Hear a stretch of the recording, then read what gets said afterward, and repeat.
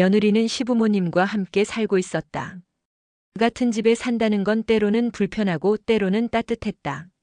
매일 부엌에서 마주치는 시어머니의 잔소리와 시아버지의 무뚝뚝한 기침소리, 그리고 저녁 식탁에 둘러앉아 함께 나누는 밥 한 그릇까지. 그런 일상은 반복되지만 그 안에서 조금씩 달라지는 분위기와 대화가 있었다. 어느 날 저녁 식탁 위에 된장국 김이 올라오고 어머니가 반찬을 차리던 순간 시아버지가 느닷없이 말했다. 일본을 한번 가보고 싶구나. 나이 들어서도 한 번쯤은 가야 하지 않겠냐? 그 말은 마치 오랜 시간 묻어두었던 바람이 갑자기 입 밖으로 흘러나온 듯 가볍고도 진지했다.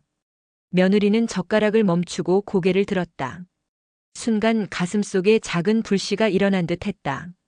아버님, 그러면 저랑 같이 가실래요? 자신도 모르게 튀어나온 말이었다. 그 말을 하고 난 뒤 며느리 스스로도 놀랐다. 하지만 이미 말은 공기 중에 섞여버렸고 시아버지의 시선이 곧장 그녀에게 꽂혔다. 나랑 둘이 가면 불편하지 않겠냐? 시아버지는 낮게 웃으며 물었다. 불편함보다도 체면과 시선이 먼저 떠오른 듯한 어투였다. 하지만 며느리는 조금도 주저하지 않았다. 괜찮아요. 방만 따로 쓰면 되잖아요. 1박 2일로 가볍게 갔다 오는 거 어때요? 짧지만 단호한 대답이었다. 그 안에는 가족으로서의 편안함과 여행을 즐기고 싶은 마음이 함께 담겨 있었다. 시아버지는 말없이 그녀의 얼굴을 잠시 바라보다가 고개를 끄덕였다. 그래, 방만 따로라면 괜찮겠지. 그날 밤 며느리는 여행 계획을 세우며 잠을 설쳤다. 오랜만에 느끼는 설렘이었다. 아버님과 단둘이 여행을 간다는 건 흔치 않은 일이었고 어떤 의미에서는 새로운 도전 같기도 했다. 후쿠오카라는 이름은 그녀의 마음을 자꾸만 두드렸다. 며칠 후 아침 집 앞에는 캐리어 2개가 나란히 놓여 있었다. 며느리는 회색 캐리어 손잡이를 끌어올렸고 시아버지는 검은색 캐리어를 든 채 신발끈을 고쳐맸다. 시어머니는 현관 앞까지 나와 두 사람을 배웅하며 말했다. 가볍게 잘 다녀와요. 라멘만 너무 많이 먹지 말고. 그 말에 며느리는 웃으며 고개를 끄덕였다. 시아버지는 짧게 걱정 마오라며 손을 들어 보였다. 두 사람은 골목 끝을 걸어 나와 공항버스 정류장에 섰다. 아침 공기는 차가웠지만 마음은 묘하게 따뜻했다. 버스가 도착하자 그 거대한 몸체가 도로 위에 그림자를 들이우며 멈춰섰다. 두 사람은 나란히 탑승해 중간 좌석에 앉았다. 버스가 출발하자 창밖 풍경은 빠르게 흘러갔다. 아파트 단지, 지나가는 사람들, 붉은 신호등이 뒤로 미끄러지듯 사라졌다. 며느리는 휴대폰을 꺼내 날씨 앱을 확인했다. 아버님, 후쿠오카는 막대요. 낮에는 26도 정도라니까 얇은 외투만 걸치면 되겠어요. 시아버지는 창밖을 바라보다가 며느리의 말에 고개를 끄덕였다. 그래. 그럼 괜히 두꺼운 옷은 필요 없겠구나. 잠시 침묵이 흘렀다. 그러나 그 침묵은 무겁지 않았다. 여행을 앞둔 사람들만이 느낄 수 있는 설렘이 공기 속에 섞여 있었기 때문이다. 며느리는 작은 간식을 꺼내 시아버지에게 내밀었다. 노란 포장지에 쌓인 카스테라였다. 이거 드셔보세요. 달달해서 힘나요. 시아버지는 포장을 뜯어 반쪽을 입에 넣으며 미소를 지었다. 이거 어머니도 좋아하는 건데. 짧은 대화였지만 그 속에는 서로에 대한 배려가 담겨 있었다. 버스는 고속도로로 접어들었고 차창 밖으로 끝없이 펼쳐진 가을 하늘이 따라왔다. 두 사람은 말없이 그 풍경을 바라보았다. 바퀴 소리와 엔진의 낮은 진동이 마음을 차분하게 만들었다. 1시간 남짓이 흐른 뒤 버스는 드디어 인천공항에 도착했다. 거대한 유리 건물과 사람들의 발걸음이 눈앞에 펼쳐졌다. 두 사람은 캐리어 손잡이를 단단히 잡고 버스에서 내렸다. 광활한 공항 내부는 활기가 넘쳤다. 각국 언어가 오가고 출국 안내판이 푸른 빛으로 반짝였다. 아버님, 여권 먼저 꺼내주세요. 셀프 체크인 해야 돼요. 며느리가 앞장서며 안내하자 시아버지는 잠시 당황한 듯 여권을 뒤적이다가 며느리에게 내밀었다. 키오스크 화면이 빠르게 바뀌고 탑승권 2장이 프린트되어 나왔다. 종이를 받아들며 시아버지는 잠시 미소를 지었다. 짐을 붙이고 보안 검색대를 지나면서 작은 해프닝도 있었다. 시아버지의 주머니 속 동전 때문에 금속 탐지기가 울렸던 것이다. 그는 머쓱하게 웃으며 동전을 꺼내 놓았다. 며느리도 그 모습을 보고 웃음을 터뜨렸다. 긴장이 조금 풀린 순간이었다. 출국 심사대를 지나자 면세점이 눈앞에 펼쳐졌다. 반짝이는 불빛, 커피 향, 사람들의 발걸음이 여행의 시작을 실감나게 했다. 며느리는 시아버지와 함께 게이트를 찾아 걸었다. 비행기 동체가 유리창 너머로 보였고 활주로 위에는 새로운 여정이 기다리고 있었다. 잠시 후 탑승 안내 방송이 흘러나왔다. 두 사람은 차례대로 줄에 서서 여권과 탑승권을 확인받았다. 방은 같은 층으로 예약했어요. 밤에는 각자 쉬고 낮에는 같이 움직이면 좋을 것 같아요. 며느리의 말에 시아버지는 고개를 끄덕였다. 그래야지. 그게 가장 편할 거야. 탑승구를 지나 연결 통로로 들어서자 서늘한 공기가 스며들었다. 곧이어 기내에 들어서자 특유의 세제 향과 플라스틱 냄새가 두 사람을 맞이했다. 좌석에 앉아 안전벨트를 채우자 시아버지와 며느리는 나란히 창밖을 바라보았다. 활주로에 대기 중인 비행기들이 줄지어 서 있었고 창문 너머로 아침 햇살이 비스듬히 기체를 비추었다. 그 순간 며느리와 시아버지는 서로를 바라보며 짧게 웃었다. 낯설지만 따뜻한 동행의 시작이었다. 그리고 곧 인천공항에서 후쿠오카행 비행기가 하늘로 날아올랐다. 후쿠오카 공항에 도착한 순간 며느리와 시아버지는 잠시 서로를 바라보며 안도의 숨을 내쉬었다.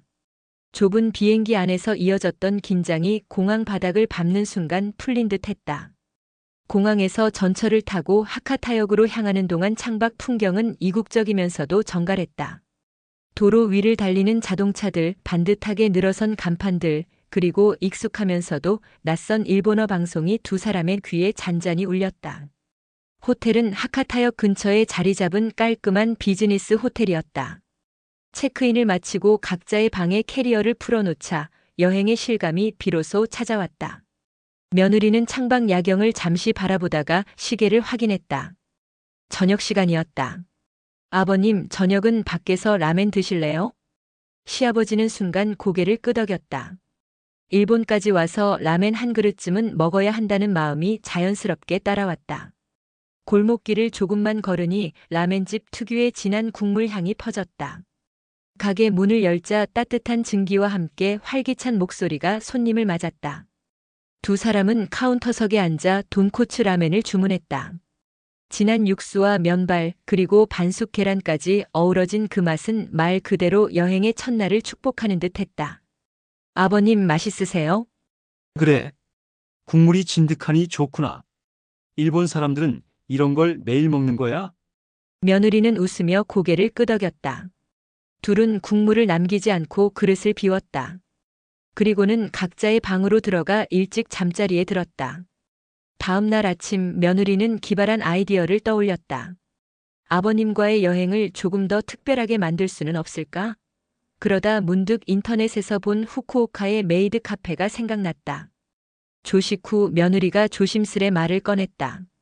아버님, 오늘은 메이드 카페에 가보실래요? 메이드 뭐라고? 메이드 카페요. 일본에만 있는 특별한 카페예요. 시아버지는 눈살을 찌푸렸다. 카페는 카페지. 특별하다니?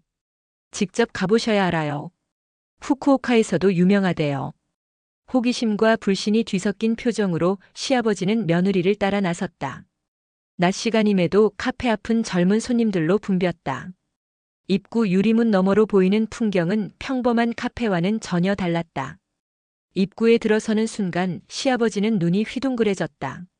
메이드 복장을 한 직원들이 활짝 웃으며 인사를 건넸다. 어서 오세요, 주인님. 시아버지는 걸음을 멈추고 멀뚱히 서 있었다. 뭐라고? 주인님? 며느리는 웃음을 꾹 참고 시아버지를 안으로 안내했다. 자리에 앉자 곧 한 메이드 직원이 다가와 메뉴판을 내밀었다. 주인님들, 오늘은 어떤 메뉴로 행복해지시겠어요? 시아버지는 얼굴이 붉어졌다. 이게 뭐 하는 짓이냐? 며느리는 애써 웃음을 참으며 세트 메뉴를 주문했다. 잠시 후 오므라이스와 음료가 나왔다. 그리고 진짜 사건은 그때부터였다. 메이드 직원은 케찹을 손에 쥐고 환하게 웃으며 오므라이스 위에 그림을 그리기 시작했다. 고양이 귀를 쏙 그려넣자 시아버지는 그릇을 보며 눈을 크게 떴다. 아니, 밥 위에 낙서를 왜? 직원은 마지막으로 하트까지 그려넣더니 두 손을 모아 외쳤다. 오이시쿠나레, 오이시쿠나레, 모에모에 쿰. 순간 시아버지는 굳어버렸다. 눈은 동그래졌고 얼굴은 붉게 달아올랐다. 옆자리 손님들은 자연스럽게 따라했지만 시아버지는 어찌할 바를 몰라 두 손을 허공에 올렸다. 내가 이걸 해야 하나? 아버님, 그냥 해보세요. 며느리가 웃음을 참으며 속삭였다. 시아버지는 어색하게 두 손을 모으고 작은 목소리로 따라했다. 오이시쿠나레 모에모에 쿰. 순간 며느리는 폭소가 터질 뻔했지만 고개를 숙여 겨우 참았다. 그 모습이 얼마나 우스꽝스러운지 두고두고 기억에 남을 장면이 될 게 분명했다. 식사 중에도 해프닝은 이어졌다. 직원이 갑자기 다가와 주인님 음식은 맛있으세요? 라며 귀여운 포즈를 취하자 시아버지는 젓가락을 놓칠 뻔했다. 그래. 맛있구나. 또 다른 직원은 음료를 가져다 주며 하트 모양 손짓을 해보였다. 시아버지는 반사적으로 따라하다가 손 모양이 엉뚱하게 돼버려 주변 손님들 웃음을 샀다. 며느리는 그 순간 웃음을 꾹 참지 못하고 어깨를 들썩이며 폭소를 터뜨렸다. 아버님, 진짜 잘 어울리세요. 내가 왜 이런 데를? 시아버지는 중얼거리면서도 얼굴에 피식 미소가 번졌다. 결국 두 사람은 맛있게 오므라이스를 비우고 음료까지 마셨다. 당황스러운 순간이었지만 독특한 경험은 의외로 즐거움을 남겼다. 가게를 나서며 시아버지는 고개를 저었다. 내 평생 이런 이상한 카페는 처음이다. 이건 말로는 설명할 수가 없어. 며느리는 배를 잡고 웃음을 터뜨렸다. 그러니까 제가 직접 보여드린 거예요. 메이드 카페를 나선 후 두 사람은 후쿠오카 시내를 가볍게 둘러보고 쇼핑몰에서 기념품도 몇 개 샀다. 그리고 오후가 되자 곧장 공항으로 향했다. 돌아가는 길은 한결 편안하고 여유로웠다. 한국에 도착해 집에 들어서자 시어머니가 기다리고 있었다. 여행 재미있었어요? 시아버지는 만족스러운 표정을 지으며 말했다. 재미있고 말고요. 라멘도 좋았지만 메이드 카페라는 데를 갔는데 말이야. 무슨 오이시쿠나레라면서 주문을 외치라고 하지 않나? 허허. 며느리 아니었으면 내가 어떻게 그런 곳을 가보겠어? 며느리는 그 말을 듣고 가슴이 뿌듯해졌다. 자신이 제안한 여행이 시아버지의 마음에 오래 남을 추억이 되었다는 걸 느꼈기 때문이다. 그리고 속으로 다짐했다. 언젠가 또 다른 특별한 여행을 제안해 드리리라.